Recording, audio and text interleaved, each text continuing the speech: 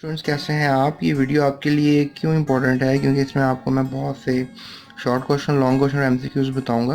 लिहाजा बने रहिए हमारे साथ। और अभी की इस वीडियो में हम बात करेंगे आपसे सोर्सेज ऑफ ऑर्गेनिक कंपाउंड की। इससे पहले वाली वीडियो में मैंने कैरेक्टरिस्टिक्स ऑफ ऑर्गेनिक कंपाउंड आपको बताए। लिहाजा बात करते हैं सोर्सेज ऑफ ऑर्गेनिक कंपाउंड्स की। ऑर्गेनिक कंपाउंड जो हैं वो नेचर में मौजूद हैं, कुदरत में मौजूद हैं, एनिमल्स और प्लांट्स की शक्ल में। फ़िलहाल एनिमल्स जो हैं इनको आप कह लें कि two main groups of organic compound animals में मिलते हैं।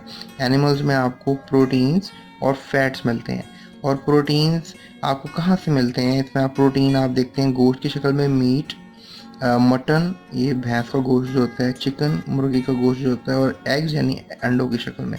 तो ये प्रोटीन्स के सबसे अहम ज़राए मैंने आपको बताए। फैट्स की अगर हम बात करें तो फैट आपको दूध से मिलता है और मक्खन से मिलता है।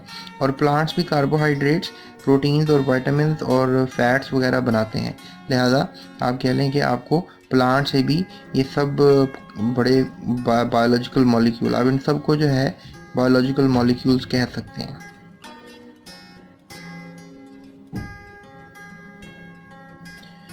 तो आप यहाँ पर क्वेश्चन भी लिख सकते हैं कि नेम सम बायोमॉलिक्यूल्स। तो आप इनके नाम लिख दें, ये 4 नाम है, दैट्स गुड। उसके फैट्स को लिपिड्स भी कहते हैं। और एनिमल से क्या हासिल होता है, प्लांट से क्या हासिल करते हैं, ये भी सवाल बन सकता है। ठीक है, तो उसके बाद स्टूडेंट्स यहाँ पर जो सवाल मज़ीद इसको एक्सटेंड किया जा रहा है,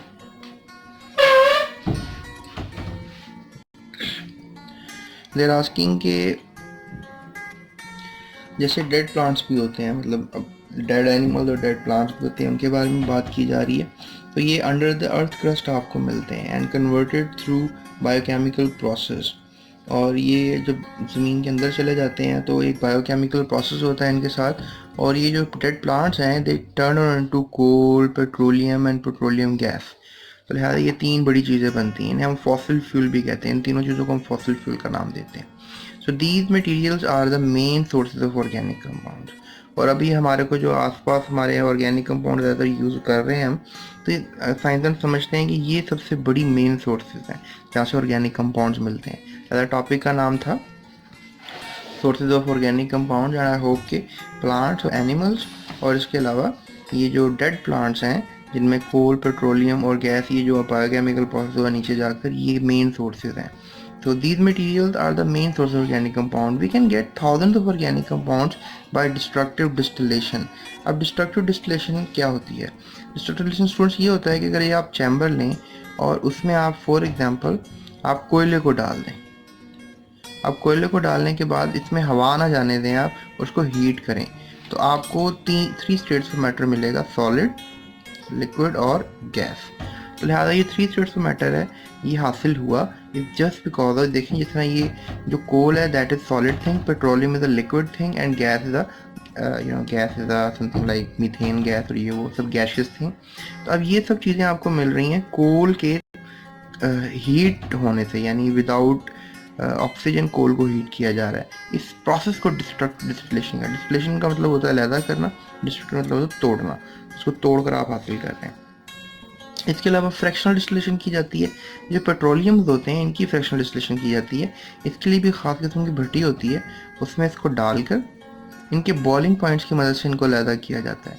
यानी फॉर एग्जांपल यहाँ पर आपके पास पेट्रोलियम, इसको आप हीट करेंगे और जो लिक्विड सबसे कम बॉयल होता है टेम्परेचर पे, वो सबसे ऊपर चला जाएगा बिकॉज वो हाईली वोलेटाइल होगा। और जो सबसे कम टेम्परेचर पे बॉयल होता है वो सबसे नीचे यहाँ पर इकट्ठा हो जाएगा। तो इस तरीके से क्या होगा कि फ्रैक्शंस का मतलब होता है हिस्से, और डिस्टिलेशन का मतलब होता है लैदा होना, यानी हिस्से, इसमें जो भी पेट्रोलियम में हिस्से मौजूद हैं वो लैदा हो जाएंगे। इसका रेफरेंस मैं आपको दूंगा। अब ये देख सकते हैं, ये जिसकी मैं बात कर रहा हूँ ये आपका पेज नंबर 168 है। और यहाँ पर ये एक टेबल दिया हुआ है, यानी पेट्रोलियम से कौन कौन से फ्रैक्शन मिलते हैं आपको। Petroleum gas, petroleum ether, gasoline petrol, kerosene oil, diesel और फ्यूल ऑयल, और इसके अलावा रेजिडुअल ऑयल, ये सब फ्रैक्शंस हैं और जो फ्रैक्शनल डिस्टिलेशन से हासिल किए गए। सो आई होप आपको थोड़ा बहुत समझ में आ रहा होगा कि जो ऑर्गेनिक कंपाउंड्स हैं they are being obtain by a proper method. ये नहीं होता कि you just really took it and do your things, इसके लिए पूरा प्रोसेस होता है पीछे। अब यहाँ पर देखें सोर्स ऑफ ऑर्गेनिक कंपाउंड का ये चार्ट बड़ा ज़बरदस्त एक चार्ट है जिससे आपको समझ में आ सकती है कि ऑर्गेनिक कंपाउंड कहाँ से मिलते हैं। एनिमल्स और प्लांट, जिस तरह कि आपको बताया, एनिमल्स में से आपको प्रोटीन फैट्स मिलते हैं, प्रोटीन की कुछ शक्लें बताई जा रही हैं, फैट्स की कुछ शक्लें बताई जा रही हैं, और इनको ऑयल्स भी कहते हैं। प्रोटीन वगैरह egg, mutton, chicken, beef, fish से मिल जाएगा, और ऑयल्स वगैरह आपको मिल्क, बटर, चीज़ से मिल जाएगा। अगर हम प्लांट्स की बात करें तो प्लांट्स में से आपको कैसे मिलेंगे? प्लांट्स अगर ज़िंदा हैं तो ये मिलेगा, अगर डेड हैं तो ये मिलेगा। अगर हमारे पास प्लांट ज़िंदा हैं तो कार्बोहाइड्रेट, प्रोटीन, वाइटामिन और ऑयल्स आपको मिलेंगे। कार्बोहाइड्रेट्स में आपको wheat, maize, potatoes, barleys, rice, pulses, beans, apple, orange, banana से आपको वाइटामिन मिलेंगे। ऑयल आपको palm oil, olive oil, soybean oil, peanut oil, sunflower oil, यहाँ से आपको ऑयल्स मिलेंगे। और डेड प्लांट्स में आपको मैंने जैसे कि पहले बताया, पेट्रोलियम गैस और कोल वगैरह से आपको ऑर्गेनिक कंपाउंड्स मिल सकते हैं। स्टूडेंट्स, ये था हमारा लेक्चर जिसमें हम सोर्सेज की बात कर रहे थे, और थोड़ा सा इसको डिटेल में डिस्कस कर लेते हैं। अभी तक यहाँ पर जो सवाल बन रहा है वो यहाँ पर आपको यही आ सकता है सवाल कि name the sources of organic compounds by animals and name the sources of compound by plants, right. जी तो स्टूडेंट्स, अब सोर्सेज में बात की जा रही है कि कोयला भी है एंड पेट्रोलियम भी है और गैस भी है। तो फिलहाल यहाँ पर स्टूडेंट्स कोयले को डिटेल डिस्कशन में लाया गया।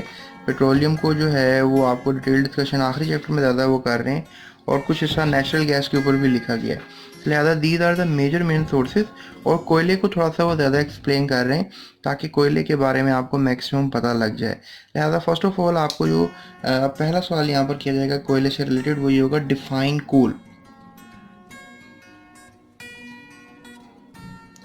क्योंकि सोर्सेज में कोल जो है उसकी बहुत अहमियत है, इसलिए थोड़ा सा कोल के ऊपर वो ज़्यादा टॉपिक लिख रहे हैं। तो कोल क्या है? एक ब्लैकिश कॉम्प्लेक्स मिक्सचर है of carbon, hydrogen and oxygen का। तो ये आपने डेफिनेशन क्लोज कर लेनी है फर्स्ट ऑफ ऑल, ठीक है। अब ब्लैकिश, ब्लैक कलर का कॉम्प्लेक्स का मतलब है कि बहुत पेचीदा सा एक मिक्सचर होता है कोल वगैरह। मतलब जब भी आप बारबेक्यू कर रहे हैं, कभी मुर्गी बनते हुए देख रहे हैं उस पर बारबेक्यू पे, तो वो जो नीचे कोयला पड़ा होता है उसमें जब भी जलाते हैं तो बहुत सा धुआं निकलता है उसमें से, जस्ट बिकॉज उसमें बहुत से कंपाउंड्स हैं। और दैट्स वाई आपको हम कह सकते हैं कि उसमें बहुत से कंपाउंड्स होने की वजह से तो कॉम्प्लेक्स मिक्सचर का नाम दे रहे हैं। और उसमें डेफिनेटली जो मिक्सचर है उसमें कंपाउंड ऑफ कार्बन है, और ऑर्गेनिक कंपाउंड में कार्बन, हाइड्रोजन और ऑक्सीजन ही आपको मिलता है। So it also consist of small amount of nitrogen, sulphur. इसके अंदर आपको थोड़ी बहुत नाइट्रोजन भी मिलेगी और सल्फ़र भी मिलेगी।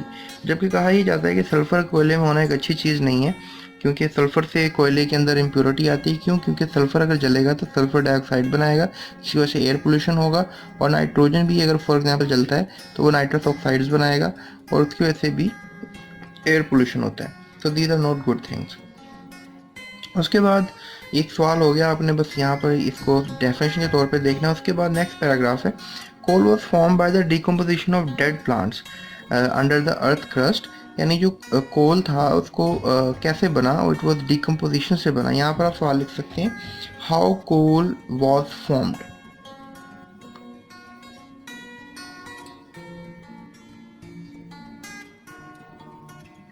जो मैं आपको क्वेश्चंस बता रहा हूँ इंशाल्लाह ये ऑथेंटिकेटेड क्वेश्चन हैं, और बोर्ड में आपको यही पूछे जाएंगे, इससे बढ़कर आपको कुछ नहीं पूछा जाएगा।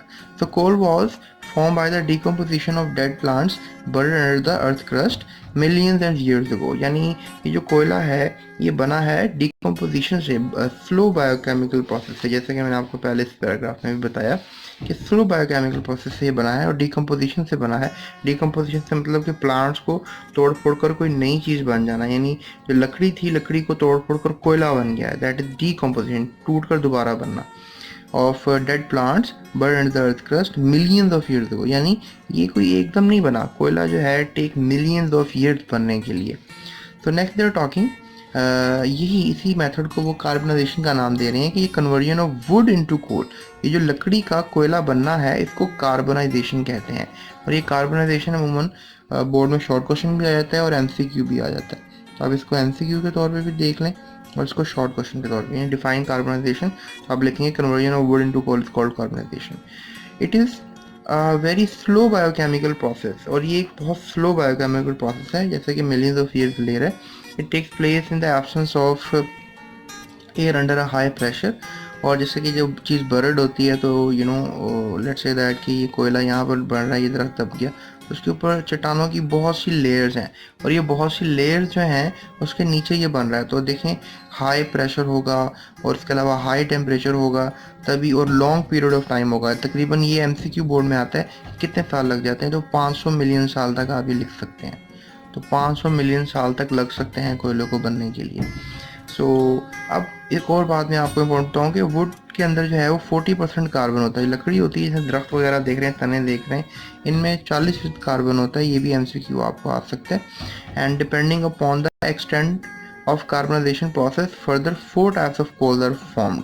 और ये 4 टाइप्स ऑफ कोल जो है बनता है, यानी वुड जो है अगर वो कोयले में कन्वर्ट होती है तो 4 किस्म का कोयला जो है वो बनता है। These types of different with respect to carbon content. और ये चारों किस्में क्यों अलग-अलग हैं?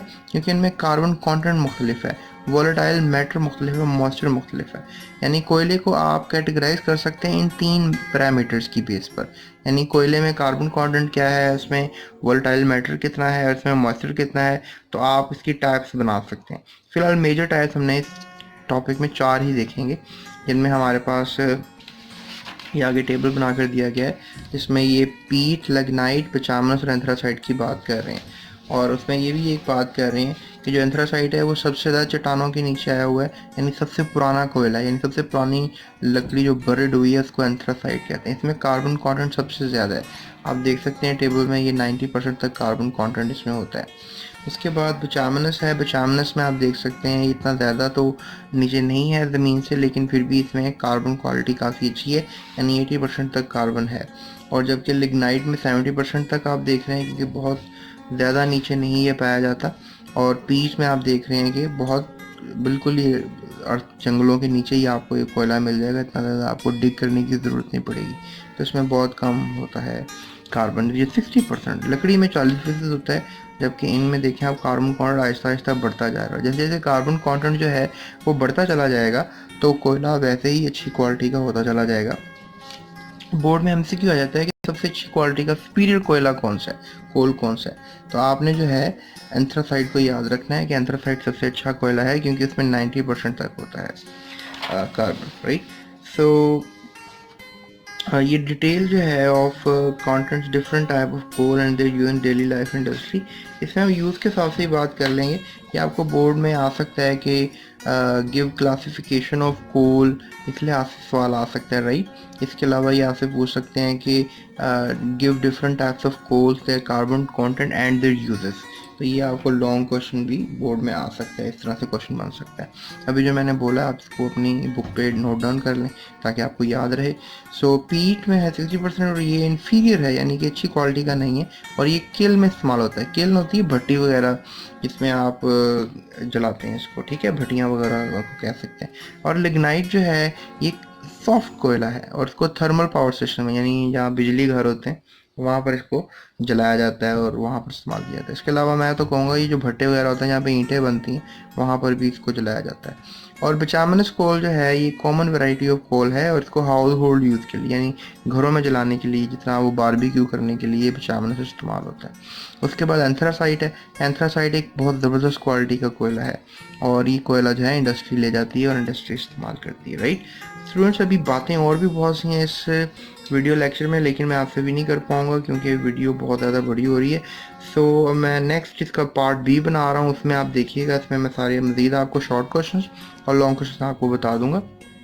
फिलहाल ये लॉन्ग क्वेश्चन के तौर पे भी आ सकते हैं, और इसको आप शॉर्ट क्वेश्चन के तौर पे भी देखें, उसमें एमसीक्यू वगैरह भी आपको ये परसेंटेज के लिहाज से आ सकते हैं।